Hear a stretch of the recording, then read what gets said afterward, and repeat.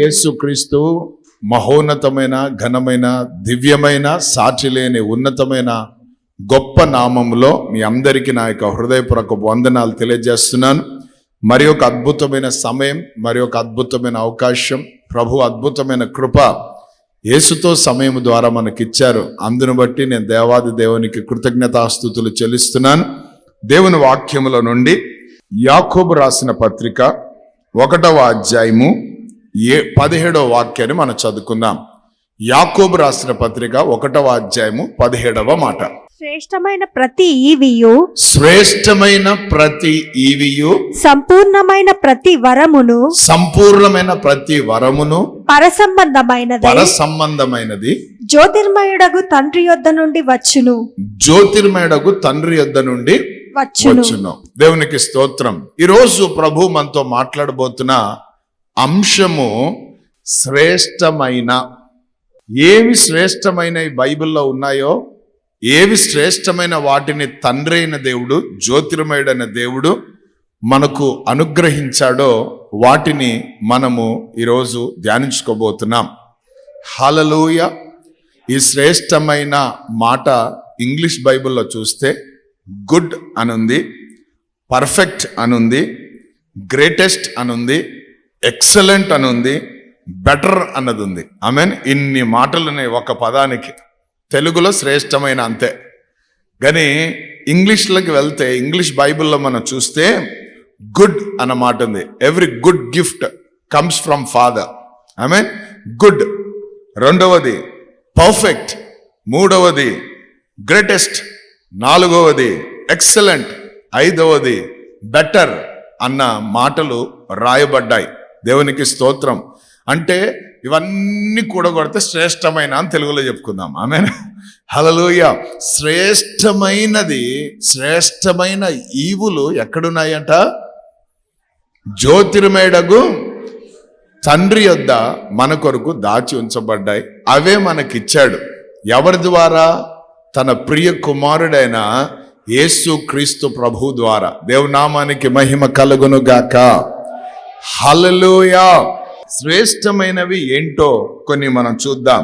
మొట్టమొదటిగా చూడండి, 1 కొరింథీ 13వ అధ్యాయము 13వ మాట. 1 Corinthians 13th chapter 13th verse. కాగా విశ్వాసము, నిరీక్షణ, ప్రేమ ఈ మూడును నిలుచును. వీటిలో శ్రేష్టమైనది ప్రేమయే. పౌలు గారు సంఘముతో చెప్తున్నారు, 3 నిలుస్తాయట చివర్లో. 1 విశ్వాసం, 2వది నిరీక్షణ, 3వది ప్రేమ. ఈ మూడిట్లో ఏది శ్రేష్టమైనది అంటున్నాడు? ప్రేమయే. దేవునికి స్తోత్రం. హల్లెలూయా. ఎందుకు ప్రేమ శ్రేష్టమైనది అని అంటున్నాడంటే, ప్రేమ అనగా దేవుడు కాబట్టి. God is love. ఆమేన్. దేవుడు ఏమై ఉన్నాడు? ప్రేమాస్వరూపి అయి ఉన్నాడు. కాబట్టి దేవుణ్ణి ఎరిగిన మనము, ప్రభువును కలిగిన మనము, ప్రభువునందు విశ్వాసం ఉంచిన మనము, ప్రభువునందు నిరీక్షణ కలిగిన మనము ఏ ప్రేమను పొందుకున్నాం? శ్రేష్టమైన ప్రేమ. హల్లెలూయా. తండ్రి మన ఎడల ఏ ప్రేమను కనపరిచాడు? శ్రేష్టమైన ప్రేమ. అందుకే యోహాను 3:16 అంటది, దేవుడి లోకమును ఎంతో ప్రేమించి తన అద్వితీయ కుమారుని, ఏకైక కుమారుని నీకు నాకు అనుగ్రహించాడు. ఆమేన్. ఆ యేసు ఎవరంటే ప్రేమై ఉన్నాడు. హల్లెలూయా. ఎవరికి అనుగ్రహించబడింది అని అంటే, నీకు నాకు అనుగ్రహించబడింది. ఆ ప్రేమ పేరు ఏం పేరు? యేసు అన్న ప్రేమ. అది శ్రేష్టమైన ప్రేమ. హల్లెలూయా.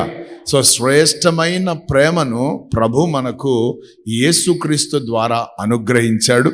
రెండవది రోమా 5:5లో మనం చూస్తే, మన హృదయాలలో పరిశుద్ధాత్ముని ద్వారా తండ్రి అయిన దేవుడు ఏం చేశాడు? ప్రేమను కుమ్మరించాడు. దేవుని నామానికి మహిమ కలుగును గాక. కాబట్టి ఈరోజు మనం అందరం దేంతో నింపబడున్నాం? ప్రేమతో నింపబడున్నాం. ఈ ప్రేమ ఏ ప్రేమ అంట? అగాపే ప్రేమ, శ్రేష్టమైన ప్రేమ. ఇది ఎందుకు శ్రేష్టమైన ప్రేమ, ఇది ఎందుకు నిలిచిపోయే ప్రేమ అంటే ఇది షరతులు లేని ప్రేమ. హల్లెలూయా. There is no conditions. ఆమేన్. ఉన్న పాటున ప్రేమించిన ప్రేమ. హల్లెలూయా. ఉప్పొంగని ప్రేమ, అమర్యాదగా ప్రవర్తించని ప్రేమ, అన్నిటినీ తాలుకునే ప్రేమ. ఆమేన్. హల్లెలూయా. కాబట్టి అన్నిటినీ సహించిన ప్రేమ, డంబముగా ప్రవర్తించని ప్రేమ. కాబట్టి ఇది శ్రేష్టమైన ప్రేమ. హల్లెలూయా. అందుకే ప్రేమ కలిగి ఉండండి అని వాక్యం చెప్తుంది. ఆమేన్. కాబట్టి ప్రేమ ఎవరిలో అయితే ఉందో వాళ్ళు యేసుప్రభు ఉన్నాడు అని అర్థం. ప్రేమ లేకపోతే యేసుప్రభు లేడు. దేవునికి స్తోత్రం. అది గుర్తుపెట్టుకోవాలి. హల్లెలూయా. శ్రేష్టమైనది ఏంటి? ప్రేమ. రెండవదిగా చూడండి, ఈ ప్రేమ ఎక్కడుందంటే యేసయ్యలో ఉంది. కాబట్టి యేసయ్యను చూసుకుంటూ మనం కూడా ఆయనను ప్రేమించడం నేర్చుకోవాలి. హల్లెలూయా. ఆయన మనల్ని ఎట్లా ప్రేమిస్తున్నాడో మనం కూడా మన పొరుగు వారిని అదే రీతిగా ప్రేమించడం నేర్చుకోవాలి. దేవుని నామానికి మహిమ కలంగాక. ఆజ్ఞలలో అయ్యే 2 ఆజ్ఞలు. దేవునికి స్తోత్రం. నిన్ను వలె నీ పొరుగు వారిని, మొట్టమొదటి నీ దేవుని పూర్ణ హృదయంతో, పూర్ణ ఆత్మతో, పూర్ణ మనసుతో నీ దేవుని నువ్వు సేవించాలి, ప్రేమించాలి. రెండవది నిన్ను వలె నీ పొరుగు వారిని ప్రేమించాలి. ఎందుకంటే ఇది శ్రేష్టమైనది కాబట్టి ఇది ఎవరికి కీడు చేయదు. ఆమేన్. హల్లెలూయా. నంబర్ 1 శ్రేష్టమైనది ఏంటి? ప్రేమ. రెండవది చూడండి, ఫిలిప్పీ 3:8. నిశ్చయముగా నా ప్రభువైన యేసుక్రీస్తును గూర్చిన అతి శ్రేష్టమైన జ్ఞానము నిమిత్తమై సమస్తమును నష్టముగా ఎంచుకొనుచున్నాను. Praise the Lord. శ్రేష్టమైనది ఏంటంట? జ్ఞానము. క్రీస్తును గురించిన జ్ఞానము అనండి అందరు కూడా. ఈ లోకంలో రకరకాలైన జ్ఞానాలు ఉన్నాయి. ప్రకృతి సంబంధమైన జ్ఞానం ఉంది, మనుషుల జ్ఞానం ఉంది, దయ్యముల జ్ఞానం ఉంది. కానీ పైనుండి వచ్చే జ్ఞానం ఉంటా, ఆ జ్ఞానం పేరు ఏం పేరు? క్రీస్తు జ్ఞానం. హల్లెలూయా. కాబట్టి ఈ పౌలు ఏమంటాడో తెలుసా? క్రీస్తు జ్ఞానము ఎటువంటిదంటే శ్రేష్టమైన జ్ఞానం. ఈ జ్ఞానము కొరకు ఆయనకు ఏమేమైతే లాభంగా ఉన్నాయో వాటన్నిటిని పెంటతో సమానంగా ఎంచుకుంటున్నాను అంటాడు. Praise God. హల్లెలూయా.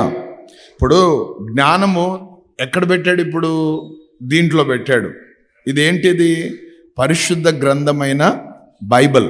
సో ప్రతిరోజు మీరు బైబిల్ చదువుకోవాలి అని మేము ఎందుకు బోధిస్తూ ఉంటామంటే, ప్రతిరోజు నువ్వు బైబిల్ చదువుతున్న కొలది నీకు ఏ జ్ఞానం పెరుగుతుంది తెలుసా?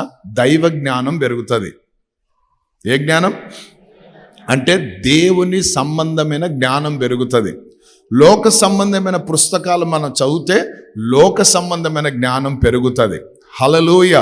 కాబట్టి ప్రతిరోజు దేవుని జ్ఞానం మనం సంపాదించుకునేటప్పుడు చూడండి, కొన్నిసార్లు కరెక్ట్గా బైబిల్ చదువుదామని బైబిల్ తీసే లోపల ఎవరో మనం పిలుస్తారు, మనకి ఏదో ఒకటి గుర్తుకొస్తుంది. ఆమేన్. అప్పుడే కాఫీ అంటారు, అప్పుడే టీ అంటారు, అప్పుడే టిఫిన్ అంటారు. ఊరికే మన సెల్లు పట్టుకొని కూర్చున్నప్పుడు, టీవీ ముందు ఉన్నప్పుడు ఎవరు మాట్లాడరు. ఆమేన్. కానీ బైబిల్ పట్టుకోగానే తీసిన మరుక్షణమనే వచ్చినాయా? మీకు ఎప్పుడైనా వచ్చినాయా? అయితే నాకు వచ్చింది, మీకు అంటారు, అంత సేమ్ అనమాట. హల్లెలూయా. హల్లెలూయా. అదేదో అప్పటి వరకు ఊరికే గోర్లు కొరుక్కుంటా బాగుంటాం, కానీ బైబిల్ తీసిన మరుక్షణమే అది చదువుతున్నప్పుడే ఏదో వెంటనే జ్ఞాపకం వస్తుంది. అయ్యో మనం బండికి తాళం వేసినామా లేదా అని లేచి పరిగెడుతుంటాం, మూసేసి అక్కడ పోయింటే పర్ఫెక్ట్గా వేసింటావు తాళం. కానీ ఇక్కడ సమయాన్ని సైతాన్ ఏం చేస్తాడు? దొంగలించేస్తాడు. అట్లా 2-3 సార్లు జరిగే వరకు మనం ఏమనుకుంటాం, సరేలే ఇప్పుడు కొన్ని పనులు ఉన్నాయి కదా, సాయంకాలం చదువుకుందాంలే, రాత్రి పడుకుంటే ముందు ఒక అధ్యాయం చదువుకొని పనుకుందాంలే అని వాయిదాలు వేసేస్తాం. ఆ రోజు బైబిల్ చదవడానికే అట్లా నేను చాలాసార్లు ఓడిపోయినా. నేను ఉదయాన్నే లేస్తూనే ప్రార్థన చేసుకుంటాను, వాక్యం దగ్గర రాగానే మళ్ళీ చేసుకుంటానులే అని ఆ పనులు ఈ పనులు ఏవో ఉంటాయి. రాత్రి నేను చదువుకుంటానులే అనుకుంటాను. అప్పటికి శరీరం ఏంటది? యేసు ప్రభు చెప్పినట్లే ఆత్మసిద్ధమే కానీ పరిశుద్ధాత్మ లోపల ఆత్మ అంటుంటాడు, చదువుకో భరత్ కుమార్ అంటుంటాడు. శరీరం అంటది సారీ భరత్ కుమార్ అంటది. సో కొన్నిసార్లు ఫెయిల్ అయిపోయినా, నిద్రపోయి గురక కొట్టినంత రోజులు కూడా ఉన్నాయి. ఆమేన్. హల్లెలూయా. ఆమేన్. అయితే అది కంటిన్యూ చేయలేదు. దేవునికి స్తోత్రం. ఆమేన్. నేను గమనించా, ఎందుకంటే వాక్యం చెప్తుంది, అపవాది యొక్క తంత్రములను మనం ఎరగని వారము. సాతానా ఈ ప్లేస్లో ఈ సైడ్లో నుంచి వచ్చినావా, సరే నీ కథ చెప్తానని చెప్పి 2 గంటలు ప్రార్థన చేసుకున్న వెంటనే బైబిల్ తీసి కూర్చుంటాను. అంతే. ఇంకా దాని వరకు బ్రష్ ఉండదు, స్నానం ఉండదు, ఏం ఉండదు, ఫస్ట్ ఇక అయిపోవాల. ఆమేన్, హల్లెలూయా. మనము క్రీస్తు యొక్క జ్ఞానాన్ని సంపాదించుకుంటాం. మనము దేవుని సన్నిధిలో కూర్చొని 24 గంటలు బైబిల్ చదివి దేవుని జ్ఞానం సంపాదించుకొని బయటకు వచ్చినాం అనుకో, లోకం అంటది ఈడు పిచ్చోడరా అంటది మనని. కానీ దేవుడు అంటాడు ఈడు జ్ఞానవంతుడురా అంటాడు. హల్లెలూయా, ఆమేన్. కాబట్టి దేవుని జ్ఞానము దొరికే ప్రాంతము దేవుని వాక్యం. సో దివారాత్రములో ఆనందిస్తూ దీనిని ధ్యానించు వారే ధన్యులు అని దేవుని వాక్యం సెలవిస్తూ ఉంది. హల్లెలూయా. సో ఇది పైన నుండి వచ్చిన జ్ఞానం. అందరూ ఆమేన్ చెప్పండి. ఈ బైబిల్లో ఉన్న ఈ పరిశుద్ధమైన జ్ఞానం, క్రీస్తును గురించిన జ్ఞానం ఎంత అద్భుతం అంటే ఈ జ్ఞానం రాయడానికి ఎవరిని జ్ఞానంతో నింపాడు తెలుసా? దేవుడు విద్య లేని పామరులను, చదువుకున్న వాళ్ళని కాదు, విద్య లేని పామరులు, వాళ్ళు రాశారు బైబిల్ గ్రంథం. హల్లెలూయా, దేవునికి స్తోత్రం. ఎంత అద్భుతం కదా. హల్లెలూయా. అంటే దాని అర్థం ఏంటంటే దేవుని ఆత్మ అంటాడు, ఈ లోక సంబంధమైన జ్ఞానం నా దృష్టిలో అది వెర్రితనంగా ఉంది. మీరు ఈ లోక సంబంధమైన జ్ఞానం సంపాదించుకున్న వాళ్ళు ఏదో రాశారు చేశారని వాళ్ళ జ్ఞానాన్ని బట్టి అతిశయిస్తారేమో. కాబట్టే నేను వెర్రి వారిని ఎన్నుకున్నాను, జ్ఞానులను సిగ్గుపరచడానికి అంటాడు. హల్లెలూయా. నువ్వు ఎప్పుడు ఎర్రను అవుతావు అప్పుడే జ్ఞానవంతుడివి. నేను పిచ్చోడ్రాయుడు అని సాక్ష్యం రావాలా, పిచ్చిదిరా ఇది పిచ్చిది అన్నప్పుడే మనం దేవుని దృష్టిలో శబాష్ బిడ్డ అంటాడు దేవుడు. వాళ్ళకుంది జ్ఞానము అంటే డేంజర్. హల్లెలూయా, దేవునికి స్తోత్రం, ఆమేన్. ఈ క్రీస్తును గురించిన జ్ఞానము సంపాదించుకోవడానికి, క్రీస్తును గురించిన జ్ఞానము పొందుకోవడానికి పౌలు ఏం చేస్తున్నాడంటే అన్నిటినీ నష్టముగా ఎంచుకుంటున్నాడైనా. ప్రైజ్ ది లార్డ్, హల్లెలూయా. అంటే ఈ వాక్యము ద్వారా మనం తెలుసుకోవాల్సిన విషయం ఏంటంటే ఇది మార్కెట్లో దొరికే జ్ఞానం కాదు, లైబ్రరీలో దొరికే జ్ఞానం కాదు, యూనివర్సిటీలలో దొరికే జ్ఞానం కాదు, ఆక్స్ఫర్డ్ యూనివర్సిటీలో పొందుకునే జ్ఞానం కాదు. ఈ జ్ఞానము మనము పొందుకోవాలంటే ఇది శ్రేష్టమైనది. కాబట్టి శ్రేష్టమైనది పొందుకోవాలంటే నీకు ఏవేవైతే లాభకరంగా ఉన్నాయో వాటన్నిటిని నష్టంగా ఎంచుకోవాలి. అప్పుడే నీకు ఇది దొరుకుతుంది. ఆమేన్. అవ్వ కావాలా, బువ్వ కావాలంటే దొరకదు ఇది. ఆమేన్, హల్లెలూయా. విడిచిపెట్టి నష్టంగా ఎంచుకొని ఇంకొక దగ్గర అయితే పెంటతో సమానంగా ఎంచుకున్నాడంట. ఏం మాటలు కదా అవి. క్రీస్తు యొక్క శ్రేష్టమైన జ్ఞానం సంపాదించుకోవడానికి ఆయన ఎటువంటి జ్ఞానముతో మనం నింపుతాడంటే మాట్లాడుతుంటే అవాక్కవుతారు. కారణం ఏంటంటే విద్య లేని పామురులే, ఇట్టి జ్ఞానం వీరికి ఎక్కడి నుంచి వచ్చింది? అందుకే ఇది శ్రేష్టమైనది. హల్లెలూయా, హల్లెలూయా. ప్రభునామానికి మహిమ కలుగును గాక. ఒక పరక్రమశాలి, ఆమేన్, యుద్ధ వీరుడు. హల్లెలూయా. సిరియా దేశంలో మామూలుగా లేడు. ఆయన పేరు ప్రఖ్యాతుల ఘనత సూపర్. కాకపోతే ఆయనకేముంది? రోగం ఉంది, కుష్ఠ రోగం ఉంది. ఆ కుష్ఠ రోగంతో బాధపడుతున్న వ్యక్తి, నెమ్మది లేని, సంతోషం లేని, సమాధానం లేని జీవితం. పేరు బాగుంది కానీ లోపలంత సమస్య ఉంది. అయితే అటువంటి ఇంట్లో చెరపట్టబడి తీసుకొని వచ్చిన ఒక చిన్నది ఉంది, పనిపల్ల దాసి.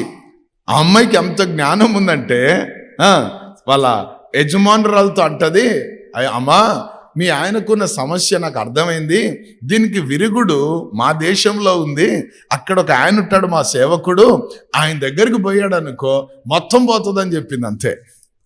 హల్లెలూయా. అది జ్ఞానముతో కూడిన మాట. దేవునికి స్తోత్రం, హల్లెలూయా. ఎప్పుడైతే మాట విన్నారో, విని ప్రయాణం సాగించారో, పసిబాలుని దేహము వలె బాగుపడి బాగొచ్చాడంట. దేవునికి స్తోత్రం, ఆమేన్. సో క్రీస్తు జ్ఞానం ఎటువంటిది? శ్రేష్టమైనది. దేవుని నామానికి మహిమ కలుగును గాక. ఆమేన్. గంటలు గంటలు చదవాలమ్మా ఇది.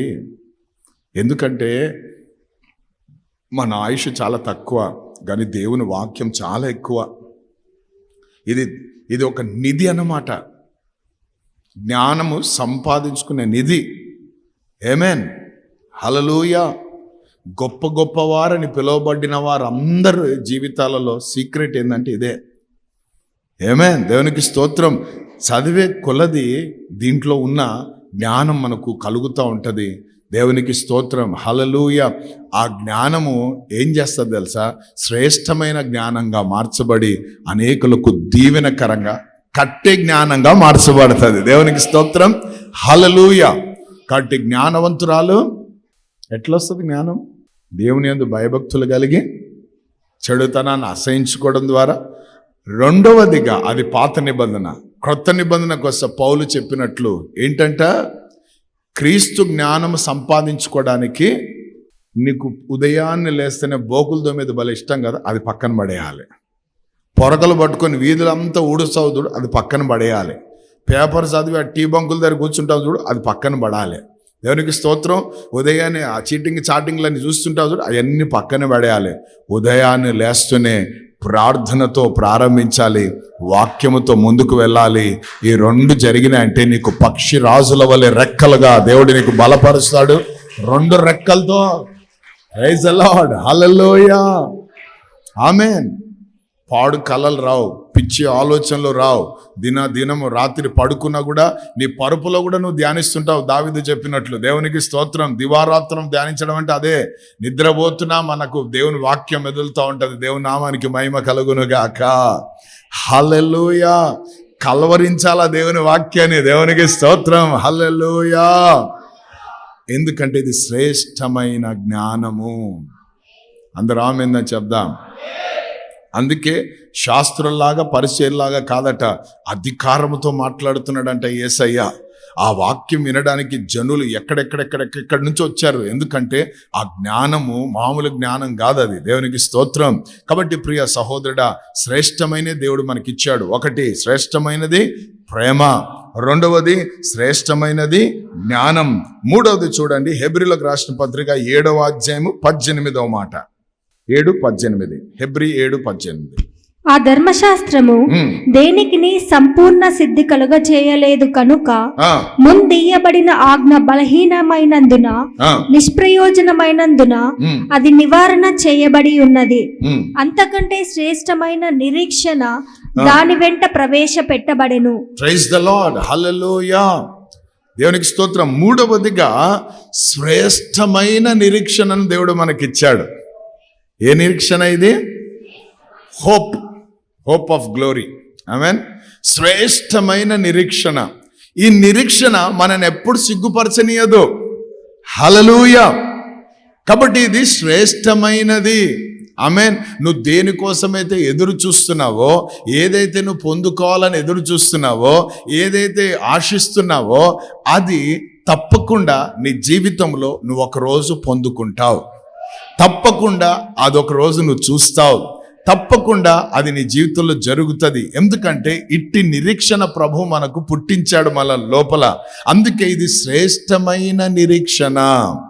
It is precious hope. Amen. It's better hope. Amen. It's good hope. It's a perfect hope. It's a greatest hope. Amen. దేవునికి స్తోత్రం. హల్లెలూయా. కాబట్టి శ్రేష్టమైన నిరీక్షణను ప్రభు మనకు కలగజేశాడు.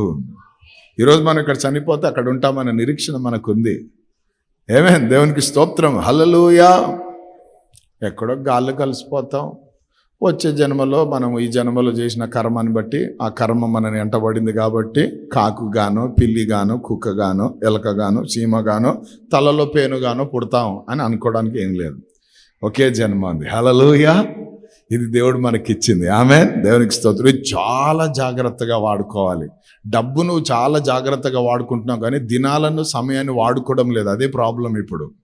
డబ్బు పోతే మళ్ళీ సంపాదించుకోవచ్చు, కానీ సమయం పోయినా, ఆ దినం పోయినా, అవకాశం పోయినా మళ్ళీ వస్తుందో రాదో, దేర్ ఇస్ నో గ్యారంటీ. దేవునికి స్తోత్రం. హల్లెలూయా. కొత్త సంవత్సరానికి దగ్గరలో ఉన్నాం. నాకు వద్దొద్దు, నాకు 23 కావాలంటే దొరుకుతుందా? ఆమేన్. హల్లెలూయా. వద్దొద్దు, నాకు 26 కావాలంటే దొరుకుతుందా? ఇదే దినం యెహోవా చేసింది. నీకోసం నా కోసం ఒక దినాన్ని చేశాడంటే దేవుడు. దినం నా కోసం నీ కోసం చేశాడు. మామూలుగా అయితే మనిషి పోయినాక దినం చేస్తారు, కానీ ప్రభు మనకు ప్రతిరోజు ఒక దినం చేస్తున్నాడట. ఆ దినంలో ఏం చేయమంటున్నాడు? ఉత్సహించండిరా, సంతోషించండిరా అంటే ఎక్కడ ఉత్సాహం, ఎక్కడ సంతోషం? ఏడుపు మొక్కలతో సరిపోతుంది. ఏడిసి సాలైపోతుంది. ఆమెన్. చింతపడి సాలైపోతుంది. బాధపడి సరే. యేసుప్రభు అదే పనిగా అన్నాడు, రేపటి గురించి మీరు అసలు చింతించొద్దని. ఆమెన్. హల్లెలూయా. దేని గురించి చింతించొద్దండి. చింత లేకుండా ఎట్లుంటుందయ్యా అని అడగండి. నేను కరెక్టే అని అనను. ఎందుకంటే మన చింత యావత్తు ఆయన మోస్తున్నాడు కాబట్టి. నువ్వు ఆయన మీద మోపలేదు, అందుకే చింతిస్తున్నావు.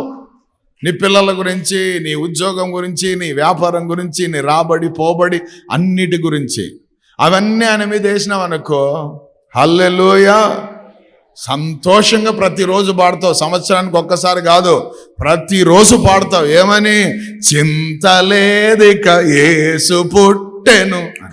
ఈ డిసెంబర్ నెల ఒక్కరోజు రాదు, ఇది సందులలో తిరుక్కుంటా దినమంతా పాడతావు, సంవత్సరం అంతా పాడతావు, బ్రతుకంతా పాడతావు. హల్లెలూయా, దేవుని నామాని మహిమ కలుగును గాక. కొన్ని పాటలు అదే పనిగా పెట్టుకొని ఉంటారు, క్రిస్మస్కే పాడాలి అవి. మళ్ళీ ఈ పాడి ఇప్పుడు 25 సాయంత్రం అయిందంటే ఇంకా పాడరు ఇంకా దాన్ని. ఆమె మళ్ళీ 25 రావాలి అది పాడాలంటే. హల్లెలూయా. అట్లా ప్రతిరోజు మన జీవితంలో క్రిస్మసే. ఆమె దేవునికి స్తోత్రం. హల్లెలూయా. ఆమె ఇందాక ఎన్ని ఇయ్యాలో అని మీరు పాడుతూ ఉన్నారు. నాకు అక్కడ వచ్చిన మామూలుగా మంటలేదు అక్కడ. హల్లెలూయా. నేను కూడా ఎన్ని ఇయ్యాలో అని అక్కడ డాన్సులు చేసుకుంటా ఉన్నా. మీరు ఎట్లా చేస్తుంటారు కదా అని తీరా ఇక్కడికి వచ్చి చూసి ఎక్కడ ఎన్నియాలో అంత సోదిగానే ఉన్నారు ఇక్కడ. హల్లెలూయా. ఆమె 9 ఏళ్ళు మోసిందేమో, మనం బతికినంత కాలం మోయడమేనని. హల్లెలూయా. సువార్త ప్రకటించవలసిన గొప్ప భారం మన పైన మోపబడి ఉంది. ఆ సువార్తను మోసే భాగ్యం దేవుడు మనకిచ్చాడు. హల్లెలూయా. ఇదే నిజమైన క్రిస్మస్. దేవునికి స్తోత్రం. కాబట్టి శ్రేష్టమైన నిరీక్షణ, సిగ్గుపరచని నిరీక్షణ ఇది. ఆమేన్. హల్లెలూయా. దేవునికి స్తోత్రం. ఒకరోజు సడన్ గా ఒక ఊర్లో ఒక వార్త వినబడిందట. ఆ వార్త ఏంటంటే, ఒక వ్యక్తి అన్నాడంట, నేను గుడిని మోస్తాను అన్నాడట. ఏం మోస్తానన్నాడట? గుడిని మోస్తాను అనగానే అందరు ఆశ్చర్యపోయారంట. ఇదేంద్రా, ఇంత పెద్ద గుడిని ఇంత వ్యక్తి ఎట్లా మోయగలడు, ఏ రీతిగా అని అందరు ఆలోచన చేస్తూ ఉంటే ఈ వ్యక్తి అన్నాడంట, నాకు 1 నెల రోజులు మీ ఊర్లో ఉన్న వాళ్ళందరూ నాకు భోజనం పెట్టాలి, మంచి బలం రావాలి, నేను దాంతో మోస్తాను అన్నాడంట. మోస్తాను అనగానే ఊర వాళ్ళందరూ కూడా, ఎందుకంటే కొత్త వింతగా ఉంటుంది కాబట్టి, అమ్మో వీడు ఎవడో ఎక్కడి నుంచి వచ్చాడు, మోస్తాడంట, వీడు నిజంగా వీడు మోసాడంటే దేవుడే వీడు, కాబట్టి వీడు ఎట్లా మోస్తాడో చూడాలని అందరూ పూటకు ఒక్కొక్క ఇంటికి పిలిచారంట. పొద్దున, మధ్యాహ్నం, రాత్రి, నెల రోజులు బాగా తిని అయ్యగారు గుమ్మడికాయలా తయారయ్యాడట. మొత్తం బాగా నిండుగా మనిషి. ఇంకా ఊర్లు ఏమైనా ఇప్పుడు నిరీక్షణ వాళ్ళకి ఏంటంటే, గుడి మోస్తాడంట, అది చూడాలి. వీడు మోస్తాడన్న ఆలోచన పెట్టి నిరీక్షణ కలిగి వాళ్ళు ఏం చేశారు, రోజు వానికి అన్నాలు, బిర్యానీలు అన్నీ పెట్టి మొత్తం బాగా చేశారు. చివర్లో ఊర్లు అన్నీ రాగానే దేవునికి స్తోత్రం, వీడు నిలబడి అంటాడంట, నేను సిద్ధం, మీరు సిద్ధమా అన్నాడంట. వీళ్ళందరూ మేము డబుల్ సిద్ధం అన్నారంటే. ఎందుకు? వీళ్ళ నిరీక్షణ, వీళ్ళ ఆలోచన, ఆశలు ఏంటంటే, వీడు గుడి ఎట్లా మోస్తాడో, అంత పెద్ద గుడి ఇంత మనిషి ఎట్లా మోస్తాడో చూడాలన్నది. వెంటనే వాడు ఇట్లా పైకి చేపెట్టి, నేను మోయడానికి సిద్ధం, మీరు సిద్ధమా అంటే డబుల్ సిద్ధం అంటే, సరే అందరు ఎత్తి గుడి నా పైన పెట్టండి అన్నాడట. ఏమైంది? అది లోకం. హల్లెలూయా. కట్టి అటువంటి నిరీక్షణ ఫెయిల్ అయిపోయింది అందరు. అయ్యో, అది ఎత్తేది లేదు, ఈయన మీద పెట్టేది లేదు. 1 నెల రోజులు బాగా గడిపేశాడు. ఆమె చూసారా ఎంత విచిత్రమైన మనుషులు ఉన్నారో భూమి పైన. హల్లెలూయా. కాబట్టి ఈ నిరీక్షణ మనని ఎప్పుడు ఏం చేయదు, ఇది శ్రేష్టమైన నిరీక్షణ. దేవునామానికి మహిమ కలుగును గాక. హల్లెలూయా. దాంతో చూడండి శ్రేష్టమైనది ఏంటో. 7వ అధ్యాయం 20 వచనం, హెబ్రీయులకు రాసిన పత్రిక 7:20. మరియు ప్రమాణము లేకుండా యేసు యాజకుడు కాలేదు గనుక ఆయన మరి శ్రేష్టమైన నిబంధనకు పూట కాపాయెను. ఆమేన్. హల్లెలూయా. మరి శ్రేష్టమైన నిబంధన. బైబిల్లో 2 నిబంధనలు ఉన్నాయి. ఒకటి పాత నిబంధన, రెండవది క్రొత్త నిబంధన. పాత నిబంధన ఏమై ఉందంటే, క్రొత్త నిబంధన ఒక ఛాయ లాంటిది, ఒక నీడ లాంటిది. చెప్పండి అందరు కూడా, ఏమైంది అది? ఒక నీడ లాంటిది. దేవునికి స్తోత్రం. నీడలాగా అది చీకటిలోనే కనబడతా ఉంది, దాంట్లో వెలుగు లేని పరిస్థితి అన్నమాట పాత నిబంధన. దేవునికి స్తోత్రం. అందుకే ప్రతి ఒక్కరు ఫెయిల్ అయిపోయినారు. ఎవరు కూడా ఆ నిబంధనను పాటించలేకపోయారు, ఎవరు కూడా ఆ నిబంధనకు లోబడలేకపోయారు. ఇప్పుడు 10 ఆజ్ఞలు ఉన్నాయనుకో, 10 ఆజ్ఞలలో నువ్వు 10 ఆజ్ఞలు చేస్తేనే నువ్వు పాటించిన వాడు అవుతావు. కానీ ఎవ్వరు 10 ఆజ్ఞలు చేయలేదు. ఒక ఆజ్ఞలో ముగించిన వాళ్ళు ఉన్నారు, 9 ఆజ్ఞలకు వచ్చి ముగించిన వాళ్ళు ఉన్నారు. ఇట్లా ఎవ్వరు చేయలేదు దానికి. ఎవ్వరు కూడా ఆ నిబంధనను గైకొనలేకపోయారు. అయితే యేసు ప్రభు వచ్చి ఏం చేశాడు తెలుసా? ఆ నిబంధనను ఆయనే గైకొని ఏం చేశాడు తెలుసా? ఇదిగో నా రక్తం వలనైనా క్రొత్త నిబంధన మీతో చేస్తున్నాను అన్నాడు. దేవునికి స్తోత్రం. హల్లెలూయా. ఇప్పుడు ఇది క్రొత్త నిబంధన, ఆయన రక్తం వలన కలిగిన క్రొత్త నిబంధన. ఆ క్రొత్త నిబంధనలో మనం అందరం ఉన్నాం.